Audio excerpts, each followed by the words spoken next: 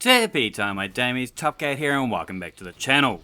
With the Festival of the Lost out now, we've got access to the Acosmic Void Heavy GL. It can roll with high ground, which should be amazing, so I want to compare this to the best of our GL meta. I've chosen 4 other GLs to go up against, and we're running 5 different elements to give you different search options. If you find this at all helpful, make sure to smash that thumbs. That said, we'll begin by establishing a baseline, and a Wendigo with explosive light is a really good place to start. It's widely been considered a top pick for GL damage for some time. Explosive light has been again the reason for that, but it can also roll with both clown cartridge or autoloading holster to bolster your DPS space.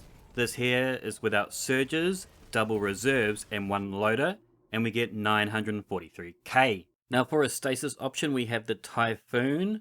This can also run with explosive light like the Wendigo does, but its unique attribute is Chill Clip. This saw a significant nerf this season, but I feel that it actually affected our rockets and our fusions more than it did the Typhoon. At 860k damage, this isn't amazing at base, but when stacked with our other grenades and such, this should be a lot better. Our solar options include the Marcillian, which can also roll with explosive light. However, being a rapid frame, I prefer to use Whirlpool, and I prefer to use the Canis Major. It has Ensemble on it, which makes for quicker reloads during damage phases, and there is only a 30k difference between that and explosive light. GLs are generally used for burst damage, with short turnaround between damage phases. Miss an orb of power and your damage will significantly drop. The Acosmic is unique in that it has high ground. This will grant us an additional 20% damage bonus when standing 1 meter above the target. Now some of you out there will argue Augmented Drum is just as good as Spike Nades. This Acosmic has augmented and we got 930k. Now this is better than our Wendigo damage. However, with Spike Nades on the Acosmic, it's going to push that damage up just over 1 million. The Cataphract is also new this season. It's Strand and it can roll with bait and switch. In order to test these fairly, we're going to add some proper damage rotations. So I've recruited some help complete with Div and Well. I'm going to be banging on the Foe Tracer, and the Wendigo is first up, and I'm utilizing Redhead here with a 6-shooter Goldie to make me more orbs of power after my first GL volley. This is going to allow me to stack up a second damage rotation with full explosive light, and this will net me 1.6 million damage. For the Acosmic, I'm using it with Tether, so we do not need the Divinity. It's debuffing at 30% for 15 seconds. The remaining time during our damage window, I'm going to use Smoke Bomb to debuff. The Smoke Bomb's time was extended during the launch of last season, and this is going to jump our damage up to 1.7 million.